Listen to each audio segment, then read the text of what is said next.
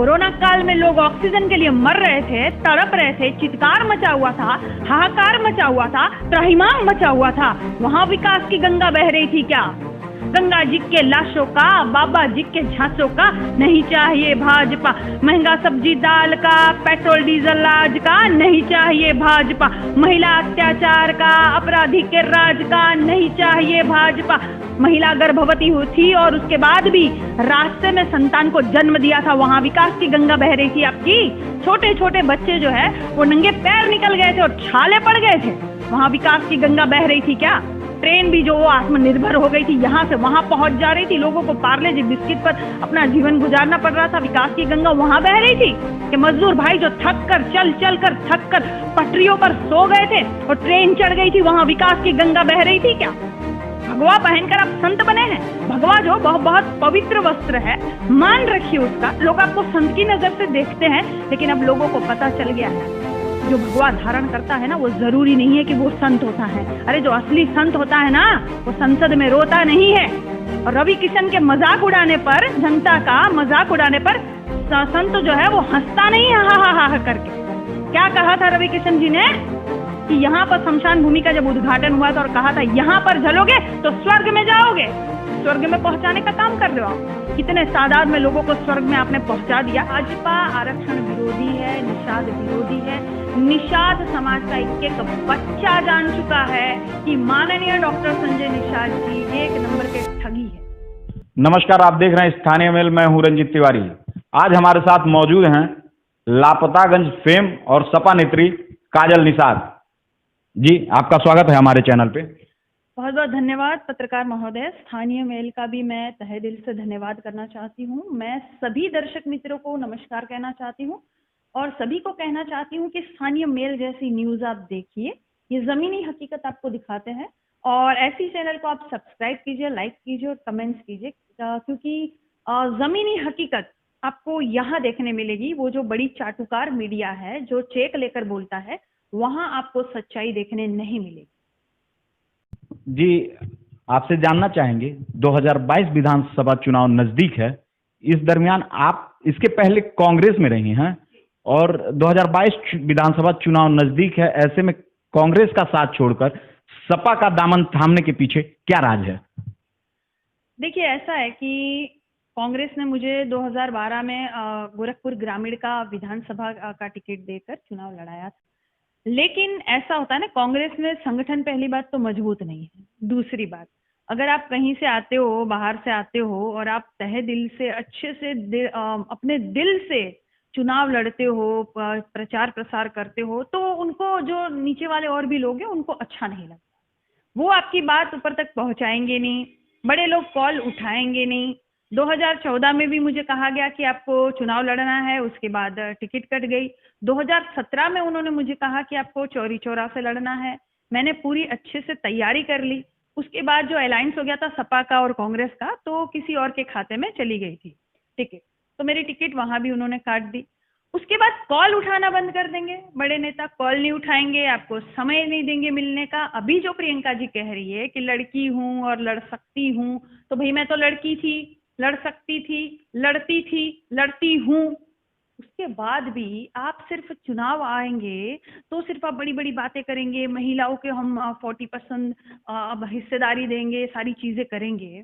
लेकिन जब कोई महिला थी, लड़ रही थी, जुझारू थी, अच्छे से कांग्रेस के प्रति एकदम ईमानदार थी, तो आप जो है वो दरकिनार करने लगते हो। कितने निषाद समाज के हमारे लोगों ने कहा कि काजल दीदी का क्यों टिकट काटा, उनको लड़ाइए, देखिए हम पूरा समाज उनके साथ है। तो वो सुनेंगे नहीं, ध्यान नहीं देंगे। अब उनको निषादों की याद आती है, अब नाव यात्रा निकालेंगे निषादों के लिए। तो ये सिर्फ जो है उनके तरफ से भी सर जुमलेबाजी है, ऐसा कुछ नहीं है। मैं खुद कांग्रेस में रह के आई हूँ, मुझे पता है कितना मान सम्मान है महिलाओं का। लेकिन देखा जाए तो हमारा पूरा समाज और जितने भी हमारे बड़े बुजुर्ग हैं, सभी का कहना है कि समाजवादी पार्टी जो है वो हमारे निषादों के भी लिए काम करती है, पूरे उत्तर प्रदेश के लिए काम करती है। और हमारा निषाद समाज जो है वो समाजवादी पार्टी का ऋणी है। क्यों? क्योंकि माननीय पूजनीय मुलायम सिंह यादव जी ने हमारी माँ दुर्गा, जो हमारी फूलन देवी थी वीरांगना, उनको जेल की यातनाओं से छुड़ाने का काम किया, और वो इतिहास है, बच्चा बच्चा जानता है। तो भाई हम ऐसी पार्टी में जाए ना जो हमारा मान सम्मान रखे। देखिए हम लोग मान सम्मान के ही भूखे हैं और किसी चीज की कोई कमी नहीं है। मैं तो भाई वो ग्लैमर की दुनिया से उतरी हूँ, किसी चीज की कोई कमी नहीं है, लेकिन फिर भी वो दुनिया छोड़कर मैं अपने समाज की, अपने जनता की यहाँ सेवा करने आई हूँ, सेवा भाव से आई हूँ। तो हम सिर्फ मान सम्मान के ही भूखे हैं, जो कांग्रेस में नहीं था, और समाजवादी में भरपूर मान सम्मान है, इसलिए मैंने ज्वाइन किया। योगी जी गोरखपुर के हैं और वो कह रहे हैं कि पूरे उत्तर प्रदेश में 2017 से लेकर के 2021 तक विकास की नई गंगा बही है। इस पे आपका क्या कहना है? विकास की गंगा कहाँ बही है योगी जी? गंगा जी में बह रही थी क्या लाशों के रूप में? हाँ, या जो लाशें दफनाई जा रही थी कोरोना काल में और ऐसी लाशों को कुत्ते फाड़ रहे थे, जानवर नोच रहे थे, वहां विकास की गंगा बह रही थी। कोरोना काल में लोग ऑक्सीजन के लिए मर रहे थे, तड़प रहे थे, चित्कार मचा हुआ था, हाहाकार मचा हुआ था, त्राहिमाम मचा हुआ था, वहां विकास की गंगा बह रही थी क्या? न ऑक्सीजन था, न दवाई थी, न वेंटिलेटर्स थे, न बेड थे, न डॉक्टर्स अवेलेबल थे, वहां विकास की गंगा बह रही थी। और वो जो तुरंत ही बिना सोचे समझे लॉकडाउन कर दिया था, लोग हजारों और करोड़ों की तादाद में निकल गए थे पैदल, वहां विकास की गंगा बह रही थी। यातायात का कोई साधन नहीं दिया था आपने कि लोग अपने घर पे सुरक्षित पहुंच जाए, वहां विकास की गंगा बह रही थी। महिला गर्भवती हुई थी और उसके बाद भी रास्ते में संतान को जन्म दिया था, वहां विकास की गंगा बह रही थी आपकी। छोटे छोटे बच्चे जो है वो नंगे पैर निकल गए थे और छाले पड़ गए थे, वहां विकास की गंगा बह रही थी क्या? ट्रेन भी जो वो आत्मनिर्भर हो गई थी, यहां से वहां पहुंच जा रही थी, लोगों को पार्ले जी बिस्किट पर अपना जीवन गुजारना पड़ रहा था, विकास की गंगा वहां बह रही थी कि मजदूर भाई जो थक कर थक कर पटरियों पर सो गए थे और ट्रेन चढ़ गई थी, वहां विकास की गंगा बह रही थी क्या? लोग लाइन में लगे हुए थे नोटबंदी में और अपनी जान दे बैठे थे लाइन में ही, विकास की गंगा वहां बह रही थी? या बेटियों की शादी रुक गई थी नोटबंदी के दिन, वहां विकास की गंगा बह रही थी? या मोदी जी भरी सभा में मेरे भारत का मजाक उड़ा रहे थे कि जेब में पैसे नहीं है, वो माँ बीमार है, वहां विकास की गंगा बह रही थी? जुमले पे जुमले आप छोड़ रहे हो, विकास की गंगा बह रही थी।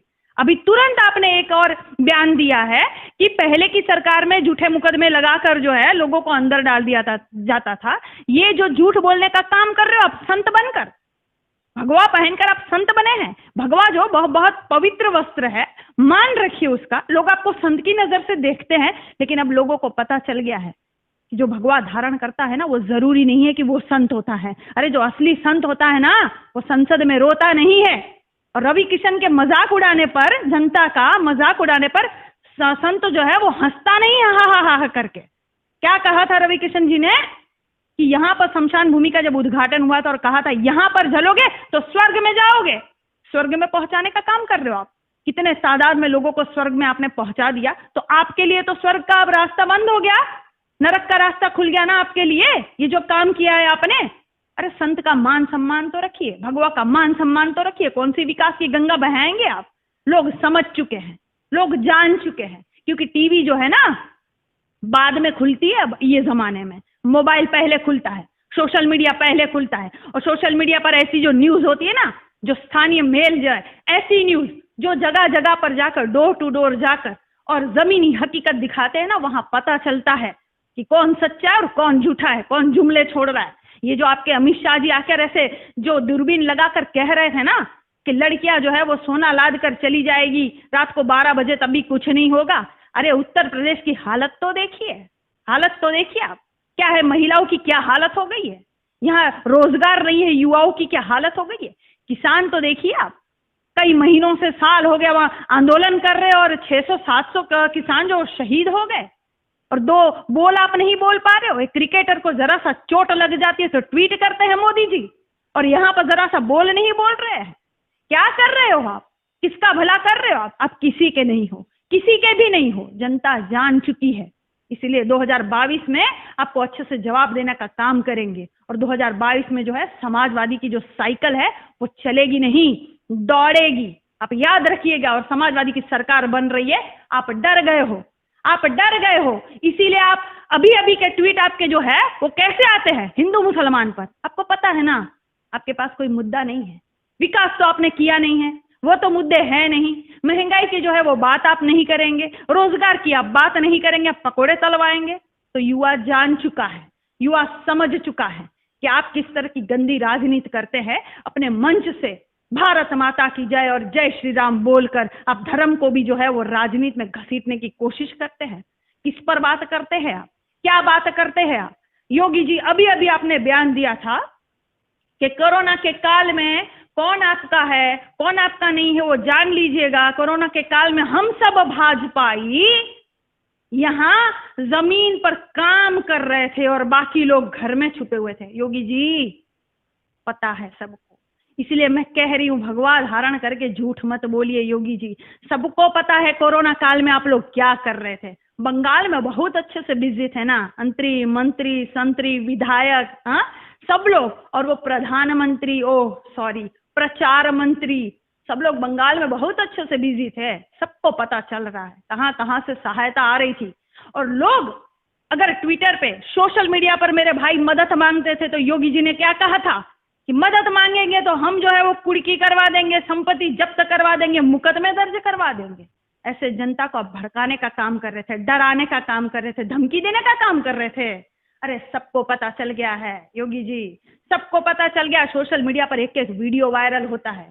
वो जो आपके भाजपा मंत्री ने जो है वो भड़काया था किसानों को, और उनके बेटे ने जो कुचलने का काम किया था किसानों को, सबको पता चलता है। यहाँ पर सबकी आंखें खुल चुकी है। नया जमाना है, नए लोग हैं, सबको समझ में आ रहा है कि आपकी करनी और कथनी दोनों में अंतर। इसीलिए मैं कहती हूँ लोग जागरूक हो चुके हैं। 2022 में जो है वहां पे बंगाल में खेला हुआ था ना, यहाँ खदेड़ा जैब होगा। गोरखपुर निषाद बाहुल क्षेत्र माना जाता है, यहाँ पे निषाद बहुतायत में है। ऐसे में निषाद पार्टी 2017 के चुनाव में उभर के आई, और ऐसा कहा जा सकता है कि वो निषादों का मसीहा अपने आप को बोलते हैं। संजय निषाद अभी भाजपा के साथ उन्होंने अलायंस कर लिया है, गठबंधन कर लिया है। तो ऐसे में निषाद वोटर्स किस पाले में जाएंगे? देखिए, माननीय डॉक्टर संजय जी निषादों के बड़े नेता बन के उभरे थे, उसमें कोई दो राय नहीं है। आरक्षण के लिए आंदोलन भी करते थे, और मैं भी उनके आंदोलन में बढ़ चढ़कर हिस्सा लेती थी कि भाई निषादों की बात है, जहां निषादों की बात होती थी मैं हमेशा बढ़ चढ़कर हिस्सा लेती थी, चाहे वो कोई भी पार्टी का रहे, बसपा का रहे, सपा का रहे, कांग्रेस का रहे, भाजपा का रहे, कोई भी रहे। लेकिन जब निषादों की बात आती थी तो मैं बढ़ चढ़कर हिस्सा लेती थी कि नहीं, यहाँ गलत है और यहाँ सही है, तो मुझे सही का साथ देना है। मैं हमेशा ऐसा करती हूँ, जहां सही होता है मैं सही का साथ देती हूँ। डॉक्टर संजय निषाद जी का हम निषाद भाई बहनों ने बहुत सहयोग किया, साथ दिया, प्यार दिया, आशीर्वाद दिया, स्नेह दिया, उनको निषादों का बड़ा नेता भी बनाया। अब वो अपने आप को महामना और अपने आप को गॉड बताते हैं निषादों का, ऐसा कुछ नहीं है। उनकी हकीकत भी पता चल गई है। वो एक नंबर के भगोड़े और गीधड़ निकले। वो कब पता चला? जब अखिलेश निषाद जी शहीद हुए थे। एक कसरवल कांड जो हुआ था, वहां पे गोली चली थी, तो वो शहीद हुए थे, और संजय निषाद जी जो है वो भाग खड़े हुए थे, भाग गए थे, फरार हो गए थे, और कितने निषाद भाई बहन जो है वो जेल में बंद हो गए थे। और तब मैं कांग्रेस में थी, तब मैं कांग्रेस के वरिष्ठ नेताओं को लेकर वहां जेल में उनसे मिलने गई थी, उनकी हालत पूछने गई थी, संवेदना देने गई थी, और तब उन्होंने सबने कहा था कि भाई डॉक्टर संजय निषाद तो भाग गए। वो मुझे भी पता है, क्योंकि मैंने भी एक बार लाठी खाई, तो मुझे पता है कि वो भाग जाने का काम करते हैं। वो अपने घर भर की राजनीति करते हैं, अपने बेटवा को सांसद बना लिए, अपने एमएलसी बन गए। अभी अभी का उनका बयान है, कह रहे थे कि मुझे एमएलसी बनाया तब अमित शाह जी ने और दिल्ली की सरकार ने मुझे कहा है कि आरक्षण देंगे, लेकिन 1 से 2 महीना हो गया, आरक्षण उन्होंने दिया नहीं। तो डॉक्टर संजय निषाद जी, आपको पता नहीं है क्या? ये जुमलाबाजी वाली पार्टी है। इनकी करनी और कथनी में जमीन आसमान का फर्क है। ये बोलते कुछ है और करते कुछ है। इनको पता नहीं है। आपको अमित शाह जी खुद बोल रहे थे कि ये 15 लाख और ऐसा कुछ नहीं होता जी, ये तो जुमला होता है। ये जनता का मजाक उड़ाने का काम करता है, जनता को एकदम त्राहिमाम कर देता है, अत्याचार करने का काम करता है। तो आपको पता नहीं है भाजपा कैसी पार्टी है। ये आपकी वो वीआईपी पार्टी एक आई थी भाई साहब बिहार से, वो जो उड़ रहे अभी वीआईपी पार्टी के लोग, वो हमारी माँ दुर्गा, निषादों की माँ दुर्गा है फूलन देवी जी। सब जानते, बच्चा बच्चा जानता, वो है, थी और रहेगी। ऐसी माँ देवी की, दुर्गा की मूर्ति नहीं लगवा पाए, यहाँ कोई मूर्ति नहीं लगाने देता तुम्हारे निषादों की माँ दुर्गा की, और तुम ऐसी भाजपा पार्टी में विलय किए हो। तुम्हें पता नहीं है कि ये पपलू दे रहे हैं तुम्हें। और डॉक्टर संजय निषादों को जो है एक हाथ में लॉलीपॉप पकड़ाते हैं और एक हाथ से कहते हैं कि हमको वोट दीजिए, हमारा बेटा सांसद बनाइए, हमको एमएलसी बनाइए, हमको पद दीजिए। अभी उनकी वाइफ को पद देंगे, हम उनके बेटे को पद देंगे, उनकी एक पतोह है उनको अब लड़वाएंगे, खुद अब लड़ेंगे। और इनको अच्छी तरह से पता है आरक्षण मिलने वाला नहीं है। भाजपा आरक्षण विरोधी है, निषाद विरोधी है। निषाद समाज का एक एक बच्चा जान चुका है कि माननीय डॉक्टर संजय निषाद जी एक नंबर के ठगी है। ये समाज जो है ये कहता है कि ऐसा कोई सगा नहीं जिसको संजय निषाद ने ठगा नहीं। तो ये ठगने का काम करते हैं। निषाद समाज जागरूक हो चुका है। निषाद समाज समझ चुका है कि समाजवादी पार्टी ही हमारा भला कर सकती है और कोई भी नहीं। अगर समाजवादी पार्टी 2022 में आपको विधानसभा का टिकट देना चाहती है तो आप ऐसे में कहां से चुनाव लड़ना पसंद करेंगे? देखिए, ये पूरा उत्तर प्रदेश जो है वो मेरा घर है, मेरा ससुराल है, ये मेरा घर है। मुझे कहीं से भी लड़वा दीजिए, मैं बहुत अच्छे से अपना चुनाव लड़ूंगी, बहुत ईमानदारी से चुनाव लड़ूंगी। ये जनता को और सबको पता है।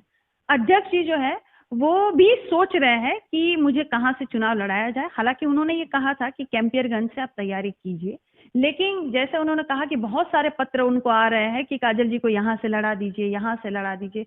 हर जो है जिला के और विधानसभा के जो जिला अध्यक्ष जी भी है वो भी सारे लोग पत्र लिख रहे हैं, प्रोग्राम्स भी मांगते हैं। तो अध्यक्ष जी भी सोच रहे हैं, अभी मोहर लगी नहीं है। हालांकि उन्होंने कहा था कि कैंपियरगंज से आप चुनाव लड़ेंगे और ये चुनाव जो है हम सबका चुनाव होगा और ये चुनाव हमें जीतना है।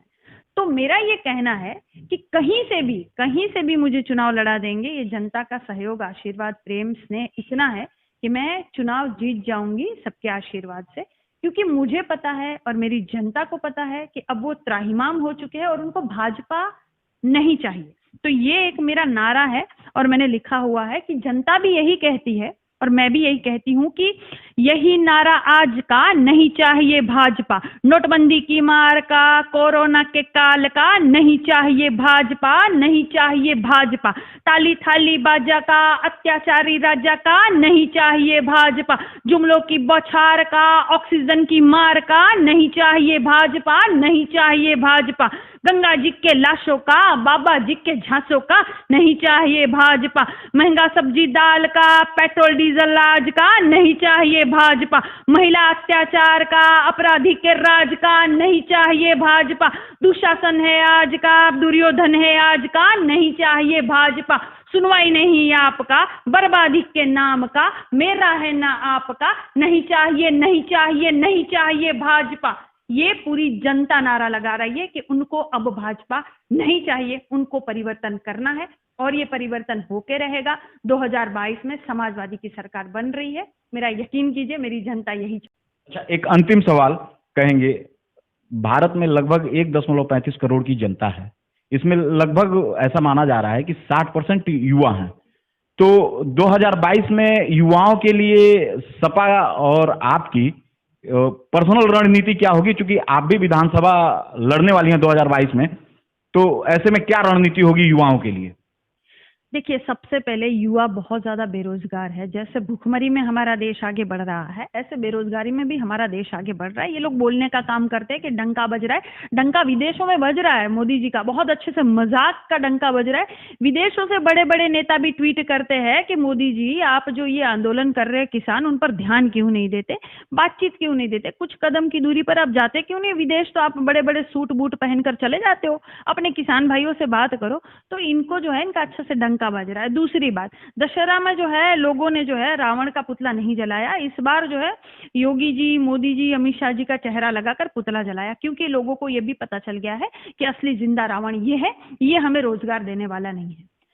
सबसे बड़ा मुद्दा होता है रोजगार। रोजगार क्या होता है? आपकी कमाई होता है, आपके हाथ में धन आता है। जब धन होता है, पैसा होता है, तो आप घर भी चलाते हो, अपना परिवार का पेट भी पालते हो और भी जो आपके सपने पूरे करते हो आप धन से।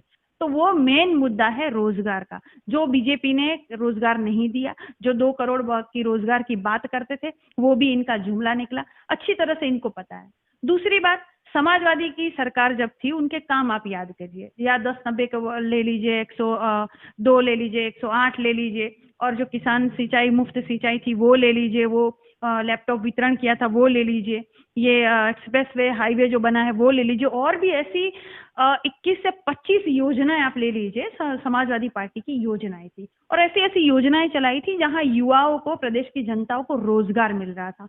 और दूसरी बात ये है कि अखिलेश यादव जी जो है वो सुलझे हुए इंसान है, सज्जन इंसान है, पढ़े लिखे इंसान है, उनको अच्छी तरह से पता है देश की जो समस्या है वो क्या है, वो बेरोजगारी है। तो सबसे पहले रोजगार देने का जो है काम करेंगे। दूसरी बात, आपने मुझे कहा कि आप ही विधानसभा लड़ोगे या जीतोगे तो क्या आपकी रणनीति होगी। देखिए, मैं कहती हूँ एक नेता की जो है ना वो हॉबी, वो शौक क्या होने चाहिए। सबसे पहले नेता को कभी नहीं भूलना चाहिए कि वो नेता कैसे बना। वो नेता जनता के वोट से बनता है, जनता ही मेन मालिक होती है। नहीं, हमारे यहाँ पे उल्टा हो गया है, यहाँ पे जनता को हम जो है वो नौकर समझ लेते हैं, नेता जो है वो मालिक बन जाता है। ऐसा नहीं करना चाहिए। नेता जो हमेशा होती है वो सेवक होता है। तो आप सेवक बन के पहले जनता में काम कीजिए। दूसरी बार आपको वोट मांगने की भी जरूरत नहीं पड़ेगी, जनता आपको खुद ही खुशी के मारे आपको जिताएगी। क्यों? क्योंकि आपने कार्य किए। तो सबसे पहले आप कार्य कीजिए जनता के बीच में। जिसका जो भी कार्य, विधायक के अंडर में जो भी कार्य आए वो विधायक करे, सांसद के अंडर में जो भी कार्य आए वो सांसद करे। जिसका जो कार्य है वो अपना अपना पद और संभालते हुए अपना अपना कार्य करेंगे तो जनता भी खुश रहेगी। तो सबसे पहले क्या करेंगे आप जाके गांव का, क्षेत्र का और राज्य का विकास करने का काम करेंगे तो जनता आपको हमेशा चुनेगी। हमारे साथ थी लापतागंज फेम और सपा नेत्री काजल निषाद। धन्यवाद। आप देख रहे थे स्थानीय में।